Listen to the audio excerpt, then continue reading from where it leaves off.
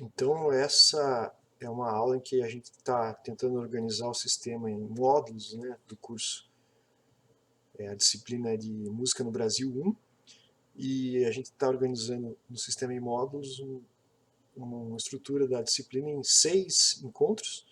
Aí o primeiro encontro a gente fez uma revisão de alguns conteúdos que a gente já tinha trabalhado antes da pandemia ou ao longo do período que eu estava usando o Moodle.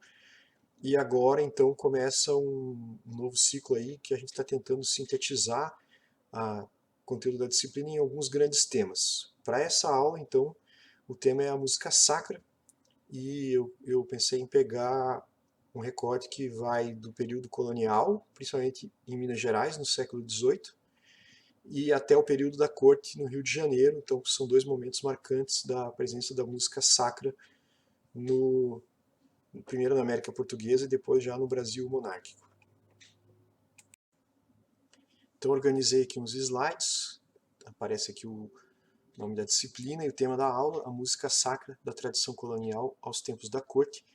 E eu pensei em organizar essa aula não de forma cronológica, mas começando por um evento muito importante, um ano muito marcante para a história do Brasil, que é 1808. Mas e o que aconteceu em 1808? Por que esse ano é um ano tão marcante? Esse quadro do pintor Nicolas de Lerive, Embarque do Príncipe Regente para o Brasil, de 1807.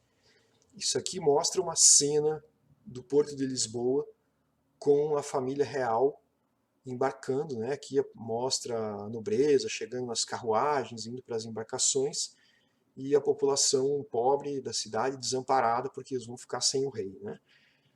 Esse evento, a mudança da família real para o Brasil, para o Rio de Janeiro, foi um evento muito marcante na história portuguesa, na história da colonização, né? Portugal tinha sua principal riqueza na colônia da América, né? Quando Portugal começou a experiência colonial, não se esperava isso, se esperava que a riqueza maior estava nas Índias, né? A África tinha uma série de entrepostos para chegar no Oriente, na Índia, na China,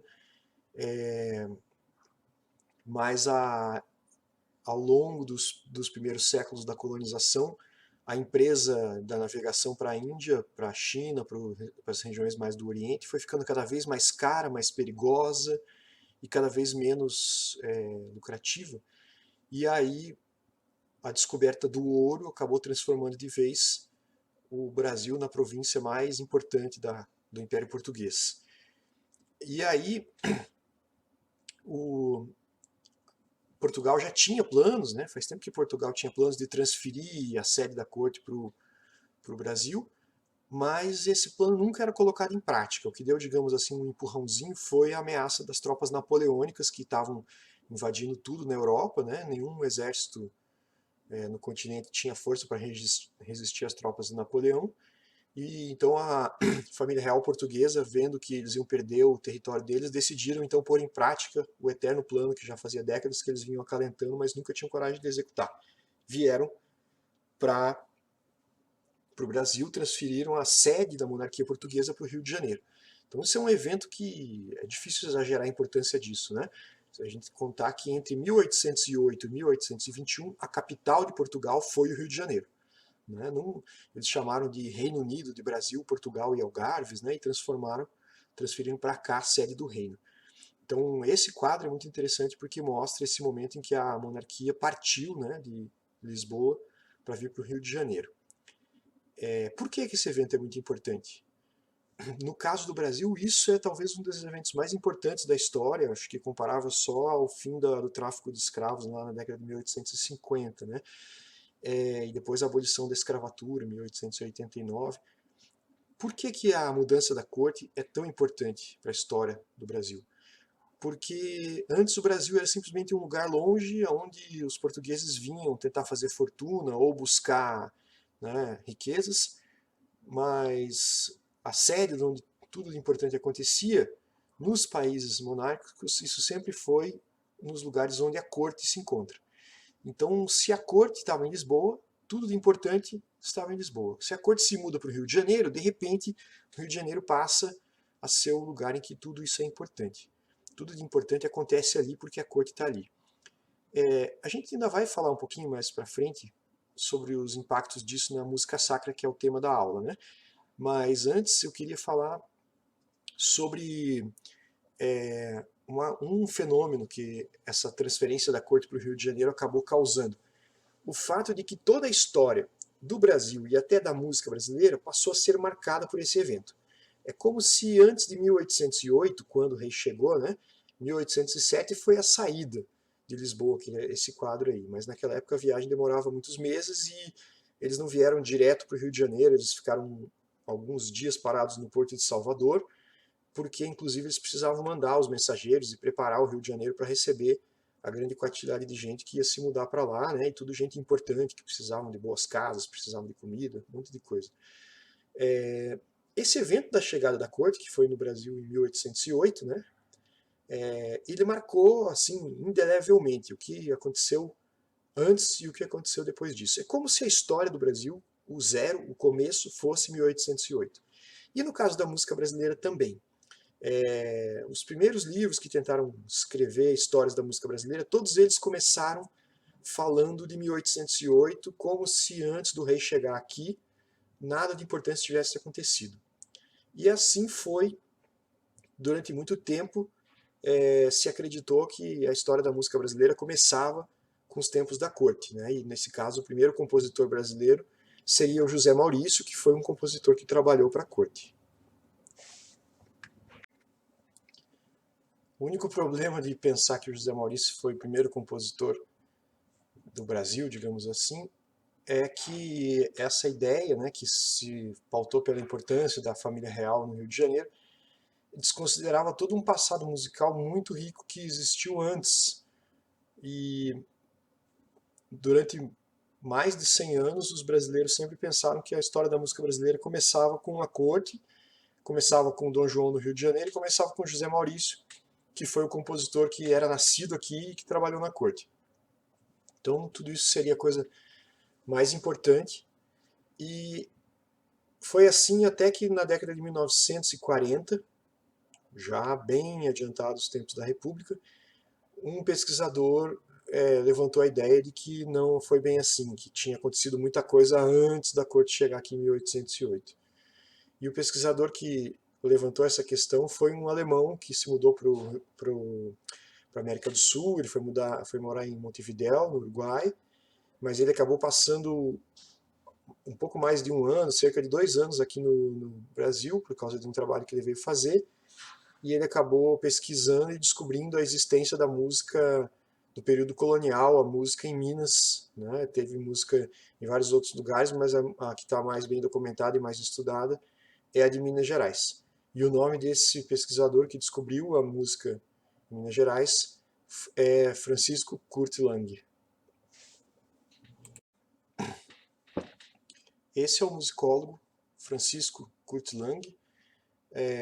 Ele se formou na Alemanha em arquitetura, mas ele estudou música, estudou piano, estudou regência, estudou musicologia e provavelmente por causa da concorrência muito grande com pessoas com grande formação na Alemanha na época, ele acabou vindo para a América do Sul em busca de uma oportunidade de desenvolvimento da carreira. Ele veio trabalhar em Montevidéu, no Uruguai, e foi um dos que ajudou a conceber o sistema o sistema cultural do Uruguai, né, com orquestra, rádio com programação educativa, um acervo de discos, todo um projeto cultural bem aprofundado que ele veio desenvolver no Uruguai. E logo que ele chegou no Uruguai, ele começou a tentar reproduzir uma série de conexões que era muito comum, ele convivia com isso entre os músicos europeus, e ele estava tentando então reproduzir isso aqui na América do Sul, que era formar conexões entre as carreiras, o trabalho, né? Na Europa era muito comum, o músico morava na Alemanha, trabalhava na Suíça, trabalhava na Bélgica, trabalhava na Áustria. Existia uma circulação muito grande dos maestros, dos solistas, né? Entre as várias capitais europeias. E aqui na América do Sul ele percebeu que era tudo muito isolado, ele começou a tentar fazer essa conexão. Ele chamava esse movimento que ele queria iniciar aqui, chamava de americanismo musical. E ele começou a editar um boletim sobre a música na América do Sul, e ele organizou a ideia de fazer um boletim que cada volume desse boletim era dedicado à música de um país. E aí um dos volumes ele seria dedicado ao Brasil, e o Kurt Lang acabou tirando uma licença do trabalho dele em Montevidéu e veio morar no Rio de Janeiro. A princípio a ideia era morar alguns meses no Rio de Janeiro e ele desenvolveria todo o trabalho de edição do boletim latino-americano de música. A ideia era fazer um convênio, cada país apoiava a impressão do volume sobre o seu país, né? Era o governo do país que deveria dar esse apoio. Só que quando o Kurt Lang veio para o Brasil para lançar o volume sobre o Brasil, estava no meio da Segunda Guerra Mundial, 1944, tinha racionamento de papel, estava no fim do governo Vargas, tinha uma série de problemas políticos. O Kurt Lang acabou tendo que ficar aqui muito tempo, ele prolongou muito a estada dele aqui, ficou cerca de 2 anos. E como ele era muito workaholic, ele era um cara muito ativo, ele não conseguia ficar parado, ele acabou desenvolvendo 2 grandes pesquisas no período que ele ficou morando no Brasil. Uma das pesquisas ele fez em Minas Gerais, e quando ele tomou conhecimento da arquitetura religiosa colonial que tinha em Minas, né, as igrejas de Ouro Preto, Mariana, Tiradentes, São João del Rei, ele imediatamente se deu conta de que aquele lugar devia ser muito rico em música.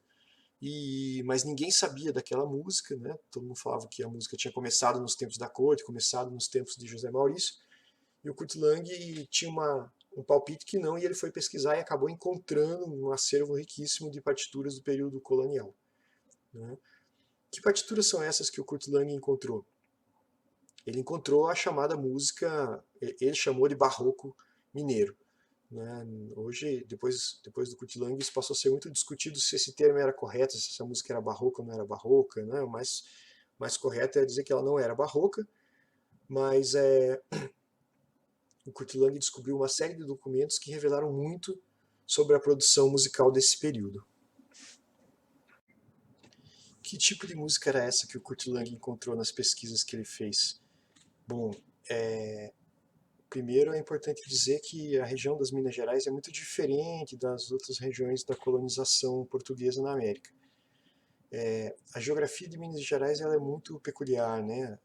Tem uma cadeia de montanhas que separa a região litorânea da região do interior, né? O Brasil é um país que foi muito difícil a colonização por causa dessa característica, né? O europeu chegava na região litorânea, mas ele não conseguia atravessar as cadeias de montanhas para chegar no interior.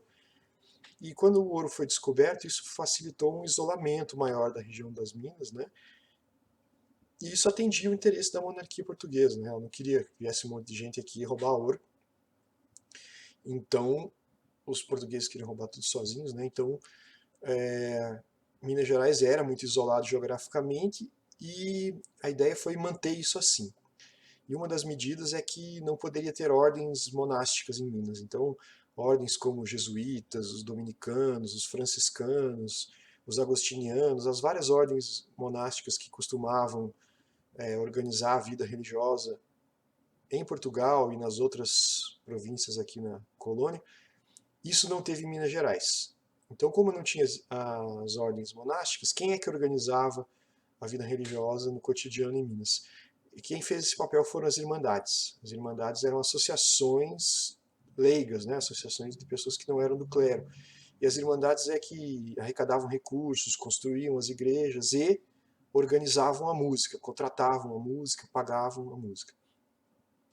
Por causa dessa característica, a documentação musical de Minas ela não estava restrita como está a documentação em outras igrejas em regiões como Salvador, Belém, São Paulo, vários outros lugares onde teve música religiosa no período da colonização, mas essa música está guardada em arquivos das igrejas que muitas vezes não concordam que esses arquivos sejam pesquisados ou não têm interesse em divulgar isso. Então é muito mais difícil para os pesquisadores acessarem documentação sobre música nas igrejas nos lugares que tiveram uma colonização normal, digamos assim.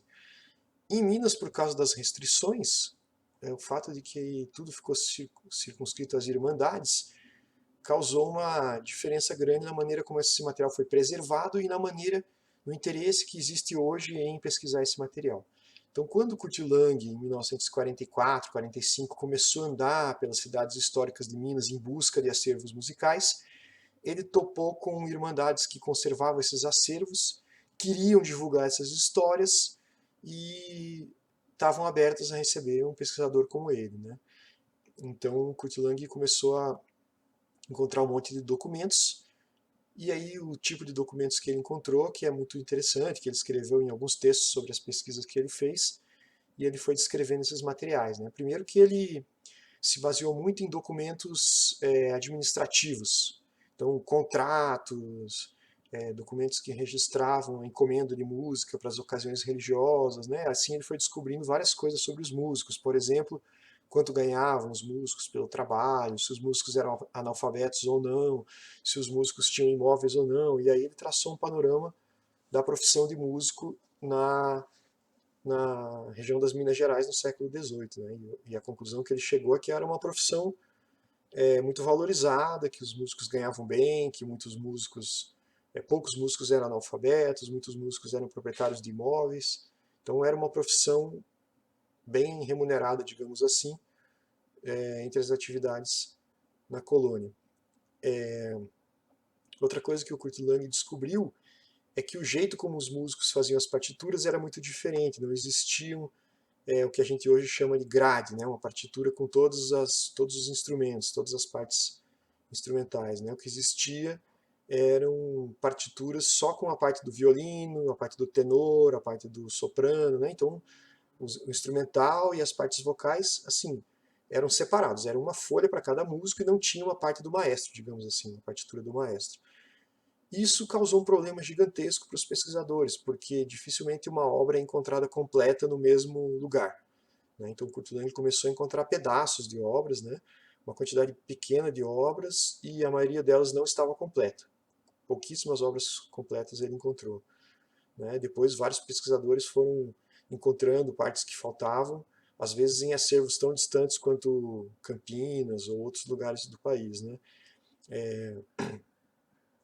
Mas as primeiras fragmentos aí de obras que o Kurt Lang encontrou foram suficientes para ele chegar a algumas conclusões, e nos textos que ele escreveu ele fala disso. Né? Ele fala que ele encontrou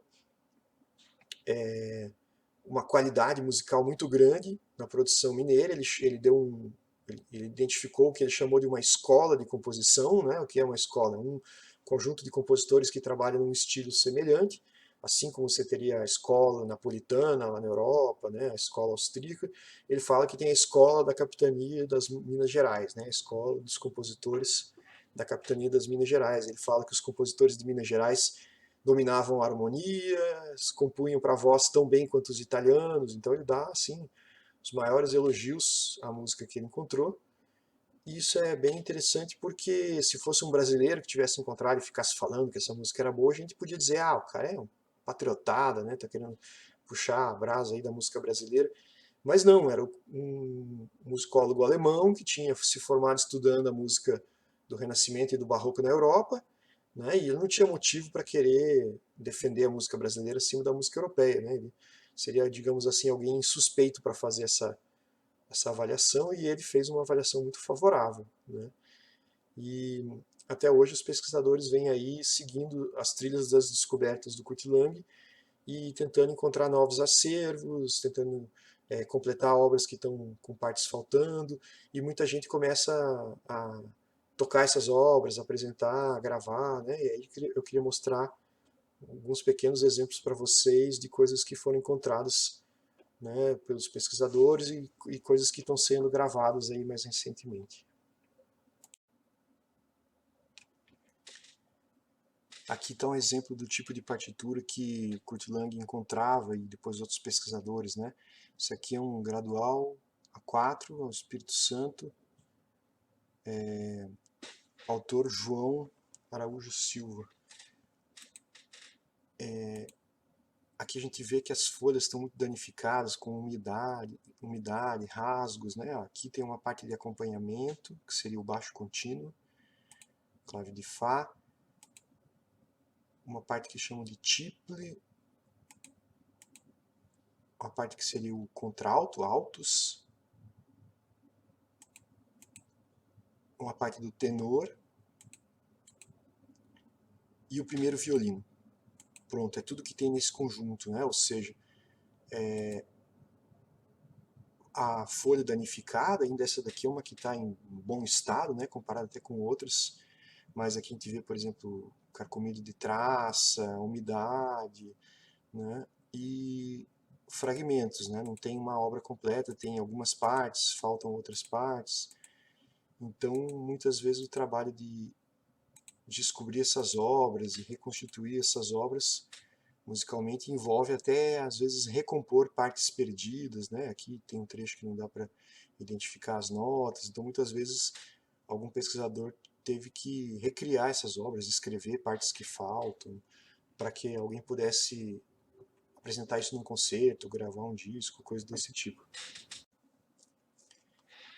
E esse aqui é um outro exemplo interessante, é uma imagem que está num artigo do professor Paulo Castanha, que ele fala sobre a existência do que ele chamou de estilo antigo na música colonial. Esse aqui não é uma partitura do tipo mais comum do que se encontrava na época. É evidente que isso aqui é uma transcrição, né? A gente acabou de ver na imagem anterior uma partitura manuscrita, num papel todo velho, né? Aqui não, aqui um pesquisador já transcreveu para notação moderna, está tudo bonitinho, impresso no texto acadêmico. Mas o que eu quero chamar a atenção aqui para característica musical.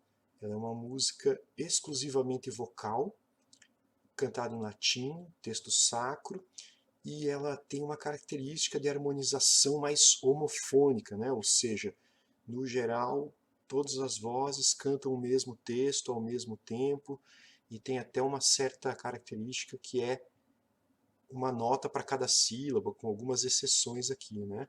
Eu vou tocar um trechinho bem curtinho dessa peça.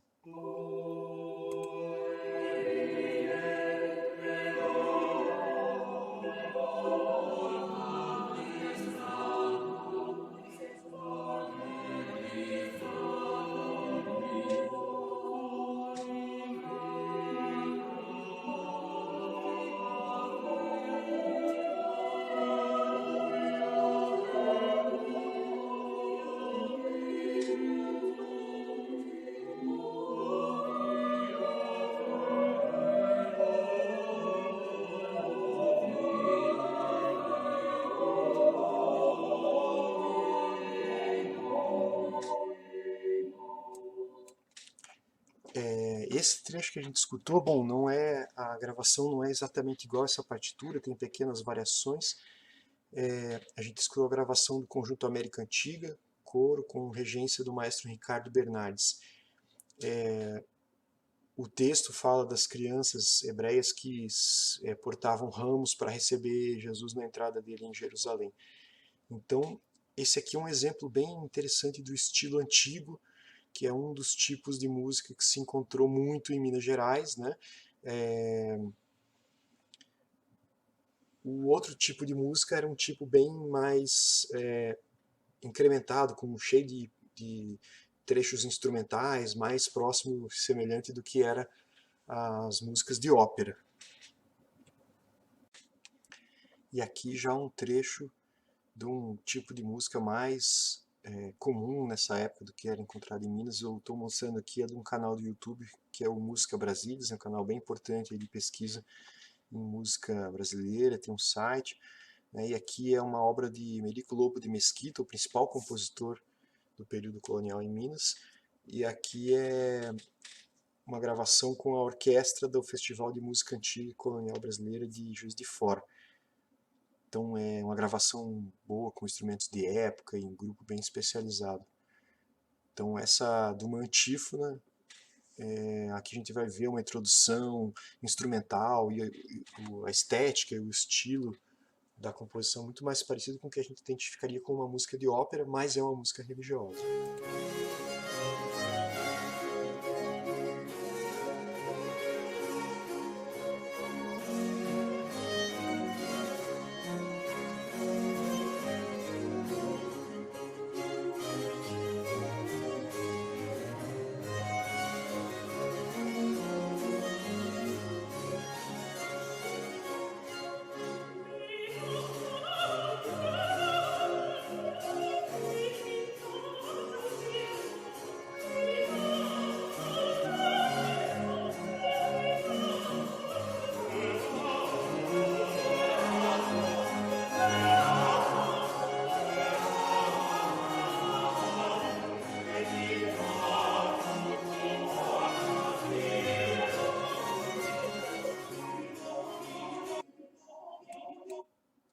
Então só um trechinho, depois eu coloco o link para vocês ouvirem inteiro, se vocês tiverem curiosidade, mas é bem um exemplo de uma composição mais complexa, dessas que se encontra aí nos acervos de Minas Gerais do século XVIII.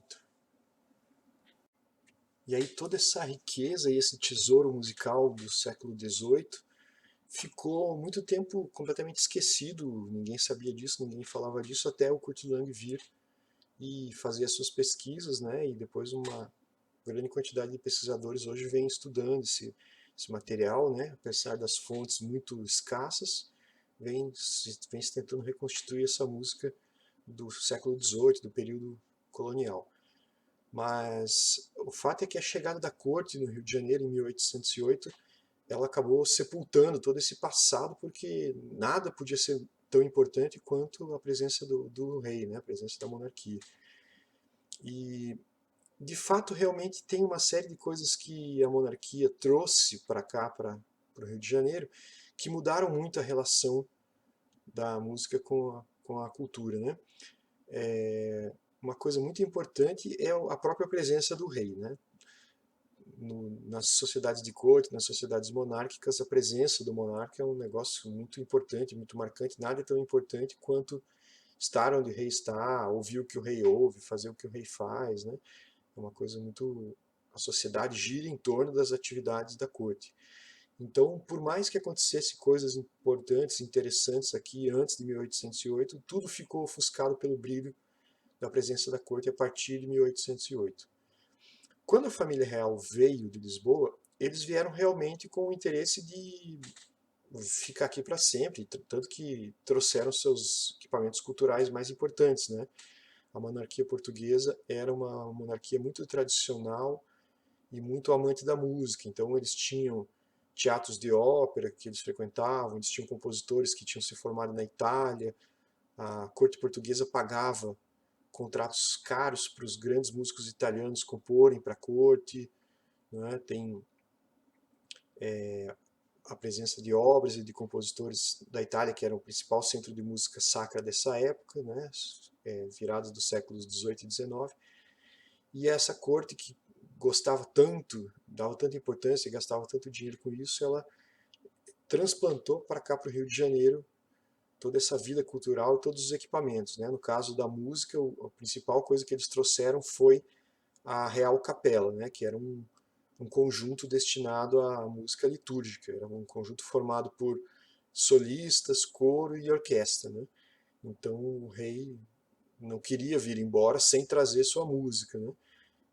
Nem todos vieram inicialmente, alguns ficaram em Portugal, outros vieram depois, como é o caso do compositor Marcos Portugal, que veio alguns anos depois da família real, mas de fato o que a família real implantou no Rio de Janeiro, né, sem falar na biblioteca real que eles trouxeram, que depois se transformou na Biblioteca Nacional Brasileira, né, uma das maiores bibliotecas do mundo, foi construído um novo teatro de ópera, uma série de investimentos gigantescos aqui na vida cultural do Rio de Janeiro, transformaram o Rio de Janeiro de uma sede provinciana e acanhada num grande centro, como se o Rio de Janeiro se transformasse realmente numa capital europeia, né? Tanto pela presença da nobreza portuguesa, como pela presença de representantes de outras famílias nobres, né? De outros reinos da Europa, né? Então, enquanto Napoleão estava fazendo a festa com as suas tropas lá na Europa, uma parte da monarquia veio se refugiar aqui no Rio de Janeiro. Então, houve aí nesse período entre 1808 e 1821 uma presença grande de aristocratas europeus com seus músicos, né, com seu gosto pela música europeia, pela música sacra.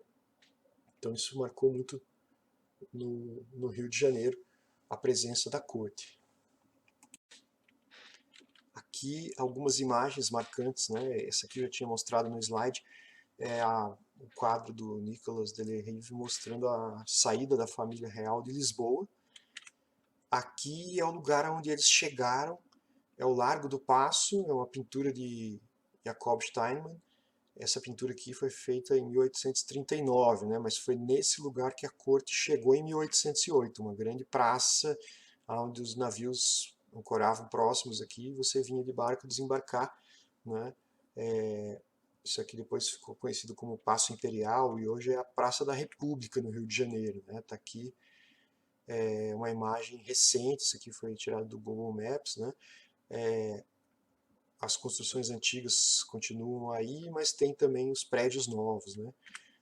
Esse aqui é um retrato de Dom João VI, pintado por Debré em 1817, ou seja, logo depois dele ter sido coroado rei do Reino Unido, de Brasil, Portugal e Algarves, né? Quando ele veio para o Rio de Janeiro, ele era apenas o príncipe regente. A rainha era a mãe dele, mas ela não podia governar porque ela era considerada louca. E ele era o príncipe que governava e foi coroado rei aqui no Rio de Janeiro.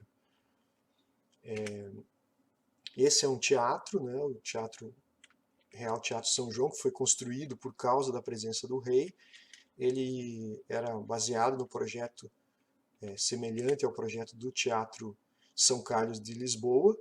Né? Esse teatro aqui existe até hoje, esse do Rio de Janeiro já foi destruído. Né?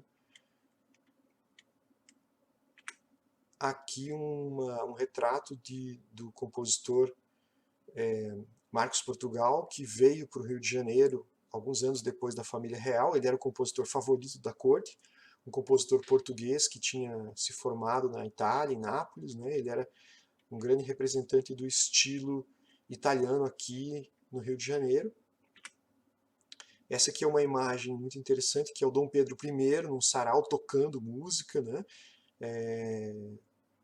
O Dom Pedro I, assim como seus ancestrais, era um monarca que apreciava muito a música, ele mesmo foi músico, foi compositor. E aqui um outro músico que teve uma presença muito marcante no Rio de Janeiro, que é o Zygmunt Neumann, que viveu alguns anos aqui durante o período da corte. Ele veio de Viena, mas ele morou em outros lugares também, morou em São Petersburgo, morou em Paris e morou alguns anos aqui no Rio de Janeiro. Ele foi uma influência muito marcante também aqui nesse período, né? Ele foi professor de Dom Pedro I, ele compôs várias obras importantes aqui no Rio de Janeiro, e ele também teve uma coisa que foi muito marcante, que foi que ele voltou para a Europa depois, e ele é um dos primeiros europeus a escrever sobre a música brasileira na Europa, né? E ele principalmente divulgou muito a obra do José Maurício, que é o compositor que ele admirou profundamente. Mas o compositor mais marcante desse período em que a corte viveu aqui no Rio de Janeiro, né, que é o período chamado período joanino, entre 1808 e 1821, porque depois Dom João VI voltou para Lisboa, né, ele foi obrigado a voltar porque teve uma revolução em Lisboa e eles ameaçaram, né, obrigaram o rei a voltar, a jurar uma constituição, né, senão Portugal iria virar uma república. E aí o rei voltou e quem ficou aqui fez a independência do país e começou a monarquia brasileira foi o Dom Pedro I, né, o filho do Dom João VI. Mas nesse período, tanto o período joanino quanto o período do Primeiro Império aí, de Dom Pedro I, foi a presença marcante de José Maurício Nunes Garcia, que é um músico que ele nasceu no Rio de Janeiro, já vivia aqui, já trabalhava aqui, e foi um espanto muito grande quando o rei de Portugal chegou. A coisa que ele mais tinha medo era ficar sem música, né? Dizem as anedotas que ele não estava nem tão preocupado de ficar sem comida ou sem outros confortos, mas ficar sem música era uma coisa desesperadora, né? E a corte acabou encontrando, né? Eles trouxeram vários músicos para cá, cantores, músicos, coro, orquestra, como eu já comentei, mas o principal compositor favorito da família real não veio junto, ficou mais alguns anos lá em Lisboa, né? Então, assim, a probabilidade de que desse tudo errado, eles não tivessem como compor novas músicas à altura da família real era muito grande, a não ser pelo fato de que eles encontraram aqui uma coisa altamente improvável. Um músico nascido no Rio de Janeiro, mulato, né, descendente de escravos, que tinha se formado aqui mesmo, sem escolas de música, sem a formação, né? Imagine, nem em Portugal eles não achavam que a formação era adequada, porque eles mandavam os compositores para estudar na Itália. Como é que alguém no Rio de Janeiro, né, que era um fim de mundo, teria tido uma formação? Mas o fato é que a família real chegou e encontrou aqui um músico que já tinha uma técnica espantosa. A gente vai ouvir um trechinho daqui a pouco de uma peça que ele compôs com 16 anos de idade, né, muito antes da corte chegar. A corte chegou aqui, o José Maurício já era um compositor pronto, né, e ele foi logo contratado para o serviço da corte. Ele acabou mudando um pouco o estilo de composição dele para adaptar ao gosto mais enfeitado, digamos assim, da música que a corte estava acostumada a ouvir. Né? Antes ele compunha um estilo mais simples para a necessidade que era do serviço religioso aqui no Rio de Janeiro, quando não tinha a presença do monarca. Mas já era uma música muito bem trabalhada, muito bem elaborada, que mostra, né, e ajuda até a entender por que se criou esse mito do José Maurício como o primeiro compositor brasileiro. Né? Ao longo de todo o século XIX, ninguém sabia da existência da música do período colonial mineiro, né, antes até o Coutilho descobrir isso. Então ficava meio que aquela coisa assim, da onde vinha o José Maurício, ninguém sabia como ele tinha aprendido a compor. Né? Inclusive, quando o Kurt Lang começou a escrever sobre a música do período colonial em Minas Gerais, ele já levantou a hipótese de que o José Maurício era um herdeiro da tradição colonial, que ele tinha aprendido com Lobo de Mesquita, que era o maior compositor de Minas Gerais, que tinha passado os anos finais da vida dele no Rio de Janeiro, e que, ou diretamente ou indiretamente, o José Maurício teria sido um discípulo dessa escola mineira. De fato, realmente é o mais provável que seja pela qualidade da formação que o José Maurício tinha, embora as biografias do José Maurício não tivessem chegado a essa conclusão, né, por base na documentação, é mais uma suposição mesmo. Mas é interessante a gente ouvir um trechinho de algumas obras, né, ouvir dessa obra que ele compôs ainda com 16 anos, que mostra já o talento e a qualidade da formação musical que ele tinha, sem nunca ter estudado na Europa. Esse aqui também é um vídeo do YouTube, é um vídeo que apresenta a gravação da música e vai acompanhando a imagem pela partitura, então é interessante para a gente ouvir, né, que é o Tota Pulcra Es Maria, a primeira composição que sobreviveu aí das obras do José Maurício Nunes Garcia.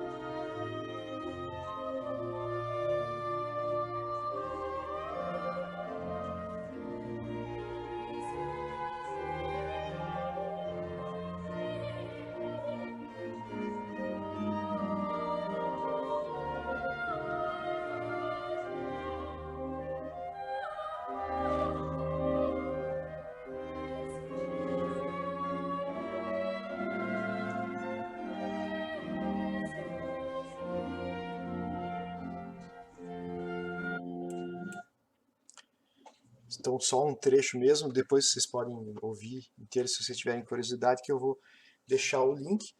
Né? Esse vídeo já está ficando longo, acho que deu para a gente ter uma visão meio panorâmica desse grande tema aí que é a música sacra, a música religiosa, né? No período colonial e no período monárquico. Então, para o pessoal que está cursando a disciplina de música no Brasil 1, já está combinado, sabem que vão assistir esse vídeo, depois a gente vai fazer uma conversa para tirar dúvidas e comentar algumas questões.